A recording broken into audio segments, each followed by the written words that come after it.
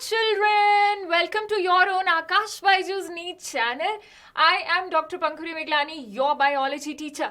भाई आज ना मैम बहुत खुश हैं. क्यों खुश हैं? आपको भी खुश होना चाहिए. We are starting one of the super important, much feared chapter of botany, which is always studied along with morphology, and that is anatomy of flowering plants. अब मैम इसलिए खुश हैं क्योंकि नया चैप्टर स्टार्ट कर रहे हैं. आज पहली क्लास है और अगर कोई ऐसा चैप्टर है जिसका नाम बदनाम है, जिससे बच्चे जनता डरती है, जो सबको मुश्किल लगता है, वो ही चैप्टर पंखुरी मैम का फेवरेट होता है. Because I am going to make it super chewable, super easy for my students. लेकिन एक चीज जो आपसे मुझे चाहिए वो ये है कि इस चैप्टर में ना बात कुछ ऐसी है, कॉन्सेप्ट इतने ज्यादा इंटरलिंक्ड हैं. वैसे तो हर चैप्टर में होते हैं लेकिन इसमें ज्यादा है. And I tell you why. कि इसमें अगर आप क्लास मिस करोगे तो समझ आनी मुश्किल हो जाएगी. ठीक है, तो भाई कॉपी पेन लगा लो. और इसमें लिखना बहुत है. हर क्लास में मैम बहुत लिखवाती है लेकिन आज तो बहुत ही लिखना है. और चैप्टर का टॉपिक है anatomy of flowering plants. Chapter 6 morphology पढ़ ली है, which was the external structure, और एनाटॉमी होता है internal structures. Welcoming everybody to this beautiful class. फटाफट कक्षा में पधारें, बैठ जाएं, अपना पूरा ध्यान, अपना क्षम दम सब कुछ यहाँ पर लगाकर ध्यान देंगे थोड़ी देर क्लास में. तो भैया होता क्या है, the talk is that you whenever you understand any structure, any organism, भाई हमें पूरे का पूरा ऑर्गेनिज्म समझना है, यानी कि पूरे का पूरा प्लांट समझना है, पूरे का पूरा ह्यूमन बीइंग का बॉडी समझना है, पूरे की पूरी कॉकरोच की बॉडी समझनी है, पूरे की पूरी फ्रॉग की बॉडी समझनी है. I said that in one breath. तो एक स्कीम होती है. We cannot go wayward.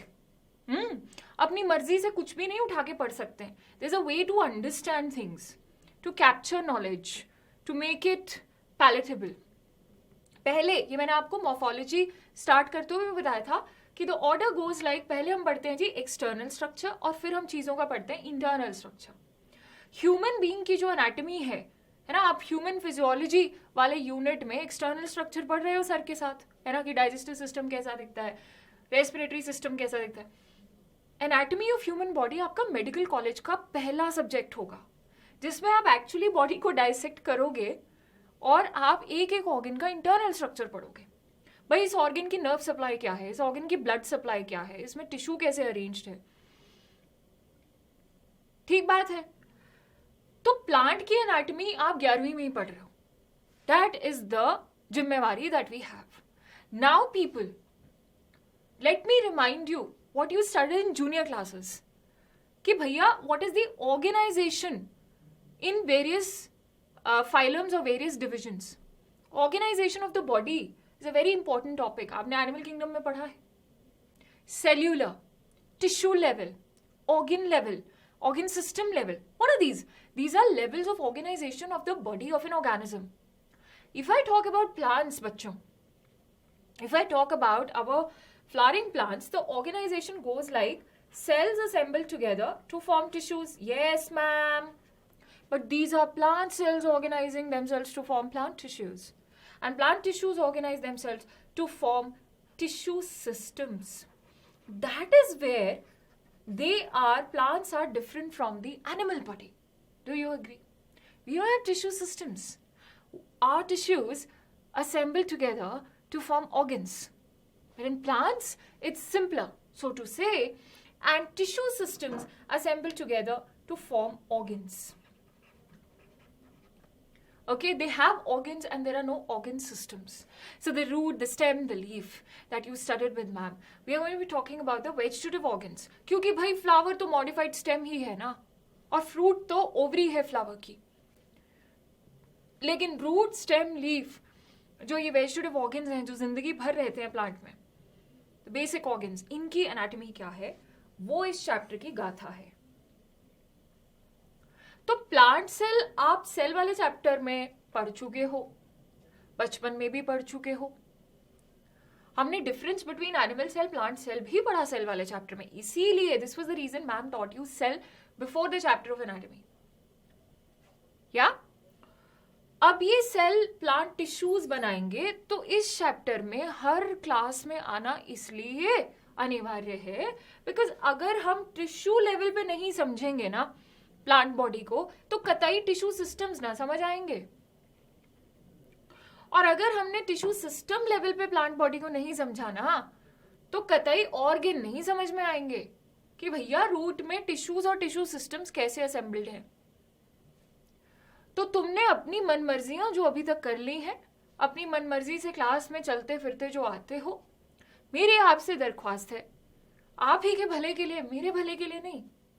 मेरा भला तो हर पल हो जाता है जब मैं जान लगाकर प्यार से शिद्दत से आपको पढ़ाती हूं, लेकिन आपका भला मेरे भले से सिर्फ थोड़ा सा जुड़ा है। आपका भला आपको खुद करवाना है। मैं सिर्फ आपको रास्ता दिखा सकती हूँ कि बेटा ये भलाई का रास्ता है और ये गुम होने का रास्ता है। I can be the torch bearer, the torch light for you. अब रास्ता आप ही को चलना है, उससे पहले आप ही को चूज करना है। तो ये इसकी सच्चाई है कि इस चैप्टर में क्लास मिस ना करें। What is anatomy? Anatomy is the internal. The key word is internal. It is the internal structure and arrangement of cells and tissues. अब internal structure और उसी के साथ साथ हमें structure भी देखना है और उसी के साथ साथ हमें arrangement of cells and tissues भी देखना है। इसीलिए जो मैंने आपको बताया कि it is studied step wise। तो पहला step हमारा क्या है इस सीढ़ी पर? हमारा पहला step है कि हम plant tissues के बारे में पढ़ें। पढ़ लेते हैं, क्या बड़ी बात है। हमें बचपन से 9th क्लास में ये चैप्टर होता था, अभी भी होगा। आपने पढ़ा है, आपको थोड़ा सा आइडिया है कि प्लांट टिश्यूज होना हो 2 तरह के होते हैं। ज्यादा इसमें एनिमल बॉडी की तरह कॉम्प्लिकेशन नहीं है। सही बात है, यस मैम, थोड़ा थोड़ा तो याद आ रहा है। अब एक होता है basic meristematic tissue, also called as the, I call it emotionally as the mother tissue. The emotion behind it is whatever comes in the plant body later from its time of birth arises from meristematic tissue. ये जन्म देने वाला tissue है। Okay? Meristematic tissue comes from the word meristose. Where does it come from? Meristose. Meristose का मतलब होता है division और डिवाइडिंग सेल, जिसको और कुछ पता ही नहीं है। जब वो पहली बार बनता है तो उसके बाद से वो सिर्फ और सिर्फ डिवीजन जानता है। तो इसलिए मेरिस्टेमेटिक टिश्यू का अकेला एक काम होता है ग्रोथ। सबको ये बात क्लियर है? मेरिस्टेमेटिक सेल वो सेल है जो सिर्फ डिवाइड होना जानता है। अगर वो डिवाइड हो रहा है, इंक्रीज इन नंबर करवा रहा है, इंक्रीज इन नंबर को अपन क्या बोलते हैं भाई? ग्रोथ बोलते हैं। तो this is the tissue responsible for growth and it is the tissue, the basic tissue which will give rise to all other tissues. And the second category of tissue which actually arises from meristematic tissue is the permanent tissue. Now children think about it. अगर cell सिर्फ divide होता रहेगा तो growth तो हो जाएगी, लेकिन इस प्लांट बॉडी के भाई ये सीड में से रेडिकल निकला, रेडिकल रूट बनाता है। तो आपको क्या लगता है कि ये रेडिकल जमीन में ग्रो कैसे करता है प्राइमरी रूट में, जो तुम पिछली क्लास से पढ़कर आए हो? इट इज बिकॉज यहां पर इसको कौन ग्रो करवा रहा है जमीन में? It is the root apical meristem. अब ऐसे करते करते इसका फर्स्ट बर्थडे आया प्लांट का, सेकंड बर्थडे आया, थर्ड बर्थडे आया। अरे भाई, वो जो प्लांट बॉडी बनी उसको पानी, खाना, उसका फोटोसिंथेसिस, ये सब कौन करवाएगा? The dividing cell has to stop dividing and think about it कि मुझे जिंदगी में कोई काम करना है या नहीं। So then it becomes permanent tissue. जैसे आप 10वीं क्लास तक वही के वही सब्जेक्ट, सारे बच्चे वही पढ़ रहे थे, history, geography, mathematics, Sanskrit, French, Spanish, जो भी तुम्हारे सब्जेक्ट्स थे, बेसिक सब्जेक्ट सेम थे ना तुम्हारे। साइंस थी पूरी की पूरी, सबको पढ़नी पड़ती थी बायो, फिजिक्स, केमिस्ट्री, मैथमेटिक्स। लेकिन जब आप 11th-12th में आए, you were asked to opt for a function, how you want to proceed in your life, how do you want to function ahead in life. तो उसी तरह Permanent tissue is that meristematic tissue which has stopped dividing and it has attained a structure. इस process को बोला जाता है differentiation.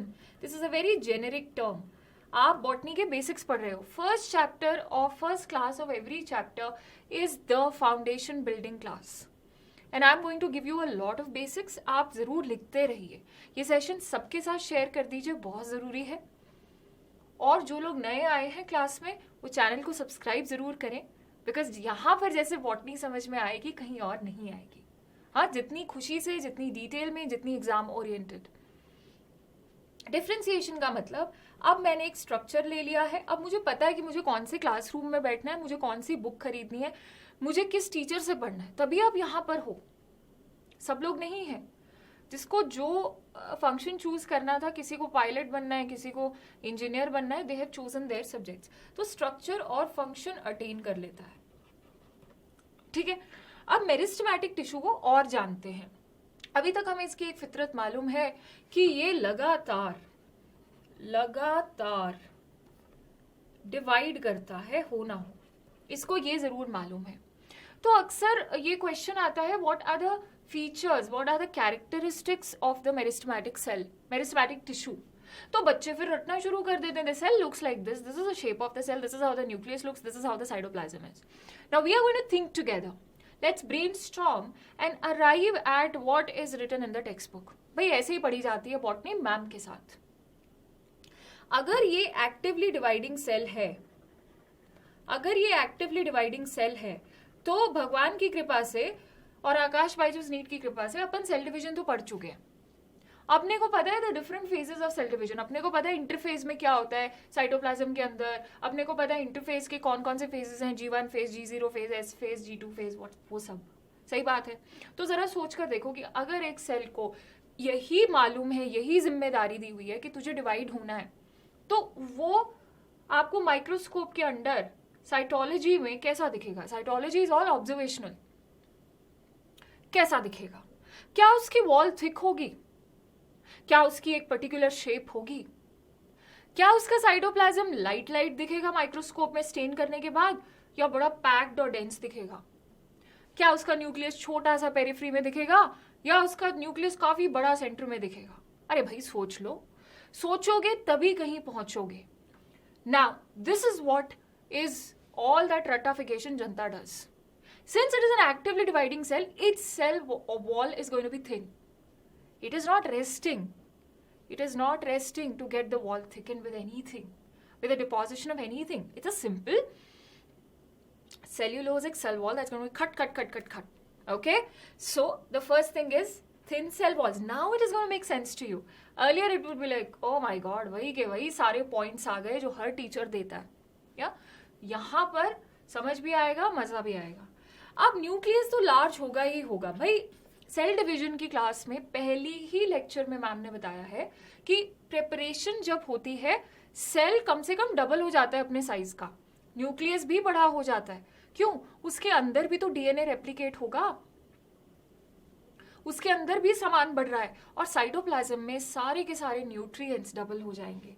तो ऐसा साइटोप्लाज्म जो डबल न्यूट्रिएंट्स से स्टैक्ड है, भरा हुआ है, जिसमें भर भर के कार्बोहाइड्रेट्स हैं, फैट्स हैं, प्रोटीन्स हैं, भाई पूरी तैयारी चल रही है, वैसा साइटोप्लाज्म डेंस होगा. और बिकॉज ये एक्टिवली डिवाइडिंग सेल्स हैं, इनकी कोई भी शेप हो सकती है.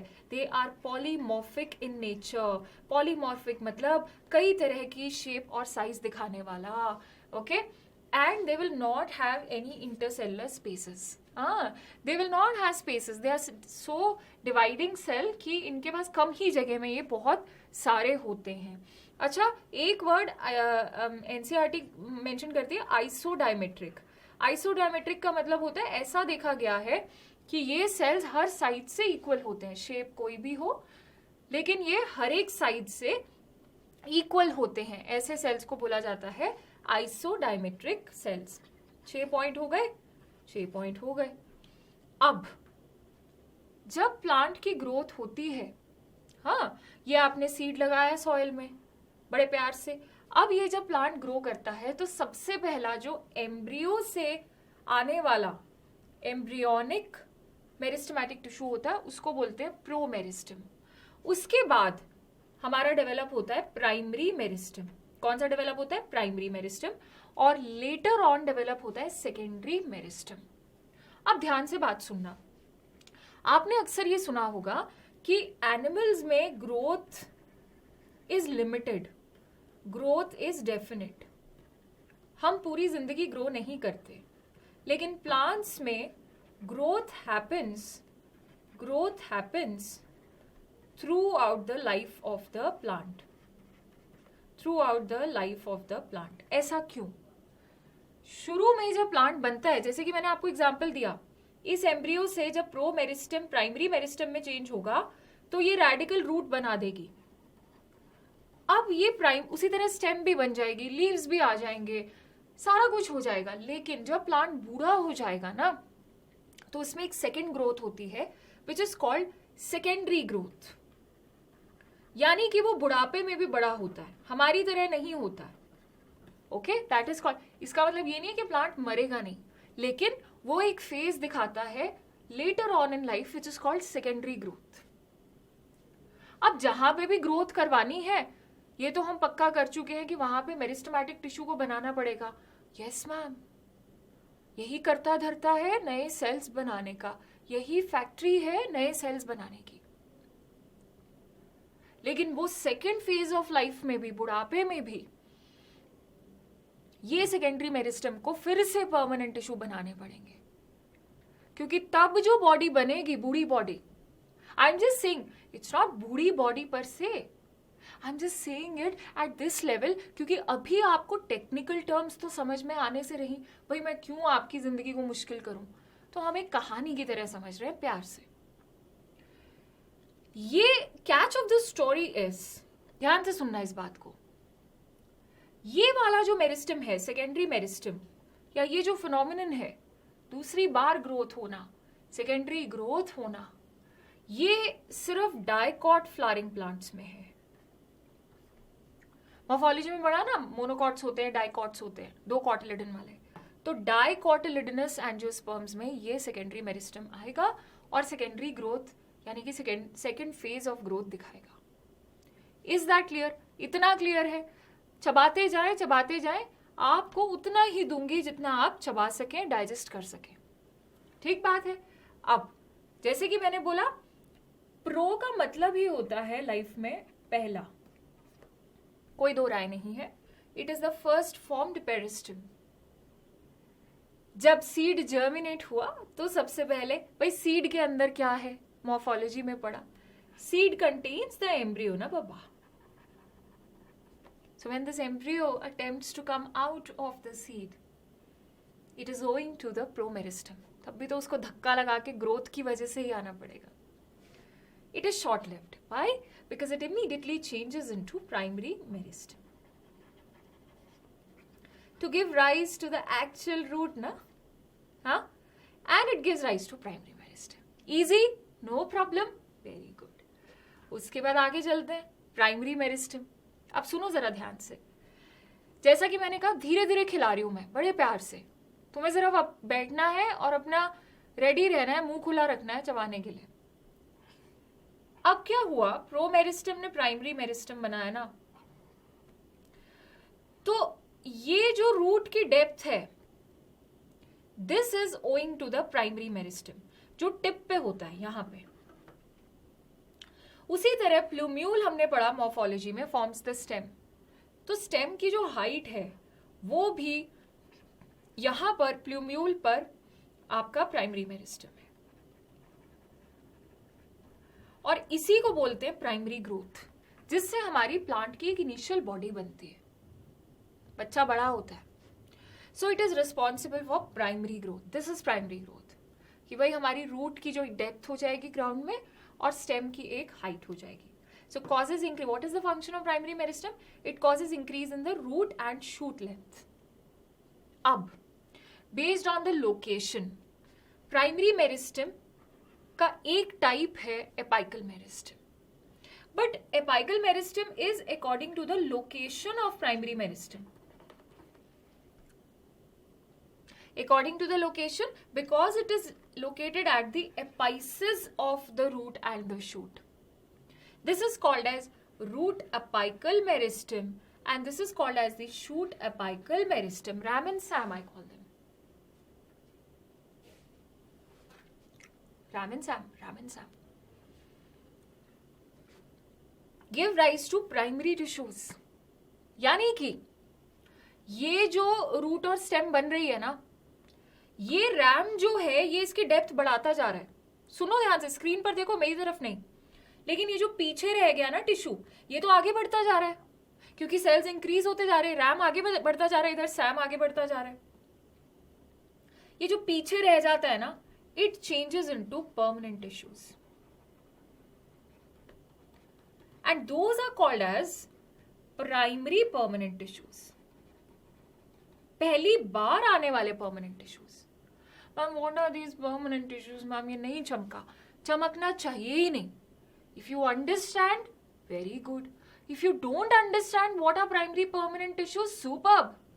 I don't want you to understand as of now, but makes sense as far as it makes sense. Yeah, very good. भाई अभी तक मैम ने ये बताया है जो भी आएगा प्लांट में वो मेरिस्टेमेटिक टिश्यू से आएगा. So I want you to be clear about every line. What does this mean? Gives rise to primary tissues, gives rise to primary permanent tissues. What are permanent tissues?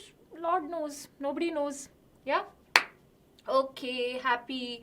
Now we are talking about secondary meristems. Okay? Now, secondary meristems are responsible for secondary growth. What is secondary growth? Let's understand that. अब ये जो root बनी ना और ये जो shoot बनी, ये डाइकॉट्स में आपने देखा होगा कुछ पेड़ होते हैं जिनकी ट्रंक इतनी मोटी मोटी होती है, हग करने जाओगे तो आएगा ही नहीं तुम्हारे हग के अंदर, एम्ब्रेस के अंदर. Especially the old trees. Look at a mango tree, look at a banyan tree, look at a peepal tree. ये सब पेड़ों की जो जड़ें भी बड़ी डीप और मोटी होती हैं और इसकी जो स्टेम होती है वो भी बड़ी मोटी होती है. तो इन प्लांट्स में हो क्या रहा है, वो इसलिए मोटी है क्योंकि प्राइमरी ग्रोथ में तो उसने एक डेप्थ और हाइट अटेन कर ली. अब सेकेंड फेज में वो एक गर्थ, चौड़ाई गेन करेगा.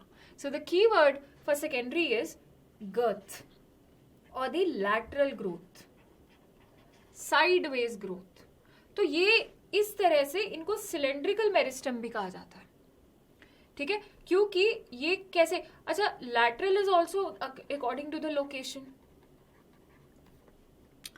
भाई प्राइमरी मेरिस्टम का location was apical in the structure, secondary meristem का लोकेशन इज साइड में, lateral in the entire structure. So it causes increase in the plant girth. सबसे बढ़िया बात यह है कि इनको सिलेंड्रिकल मेरिस्टम्स भी बोला जाता है. सिलेंड्रिकल मेरिस्टम्स क्योंकि ये इस तरह से प्रेजेंट होते हैं अपनी पोजीशन के हिसाब से. अगर इनको देखो तो दे आर सिलेंड्रिकल और lateral meristem. That is they are present parallel to the sides of the stem. Root में भी होंगे लेकिन they are a feature of dicots. ये पॉइंट जरूर ऐड कीजिएगा. और सेकेंडरी मेरिस्टम की भी किस्मत यही है बेचारे की कि it has to give rise to secondary permanent tissues. Secondary permanent tissues. Ma'am, again and again, what are these permanent tissues? I have no clue. And we don't need to have a clue. शांति से बैठने का ही नाम है जिंदगी, खुशी वाली जिंदगी. अब एनसीईआरटी क्लासिफिकेशन ऑफ मेरिस्टम्स पे थोड़ा सा ध्यान देती है तो हम वो पढ़ लेते हैं. भाई बेस्ड ऑन लोकेशन प्लांट में कहां पे प्रेजेंट है, meristematic tissue can also be classified.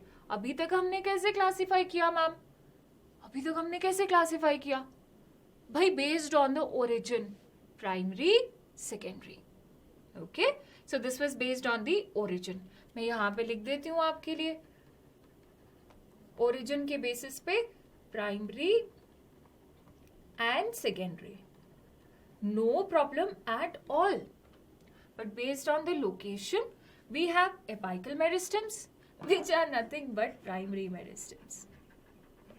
Okay, I'm ignoring this, and we have the lateral meristems, which are nothing but the secondary meristems. Now, there was a surprise that I wanted to give you. So the third type of meristem, based on the location, it becomes the third type.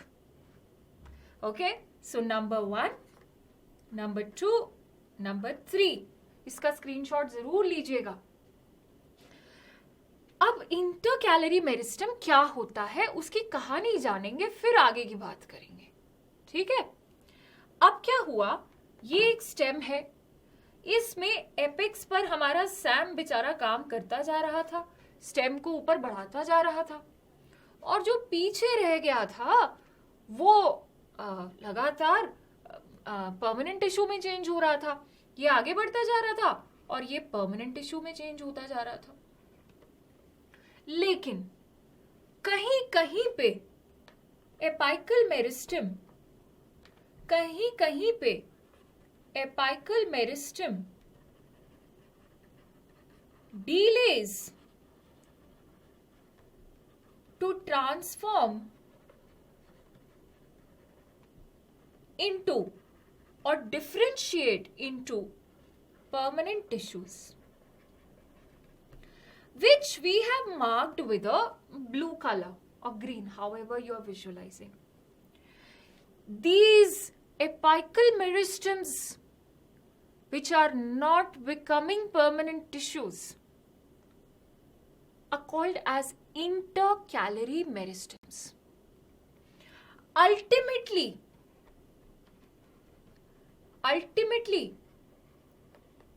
change into permanent tissues. तो इसलिए हमने इसको बोला intercalary. It is a temporary meristem. It is like the interval in the movie. Movie खत्म नहीं हुई है, movie सिर्फ बीच में रुकी है, कहानी बाकी चलती रहेगी. सो ये ऐसा क्यों हुआ? और यूजुअली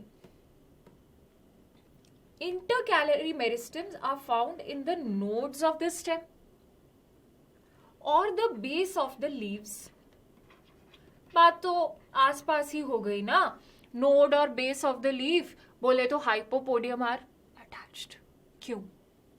सोचो सोचो सोचो सोचो, सोचना मत छोड़ना लाइफ में. क्योंकि अगर मुझे कुछ नया चाहिए, नई स्टेम चाहिए, नया लीफ चाहिए, तो वो होगा सिर्फ और सिर्फ नोड पर, in the region of the leaf base. तो वैसा करवाने के लिए I tell some amount of apical meristem to stay back and remain there as intercalary meristem. This is seen in grasses, because grasses are prone to excessive grazing.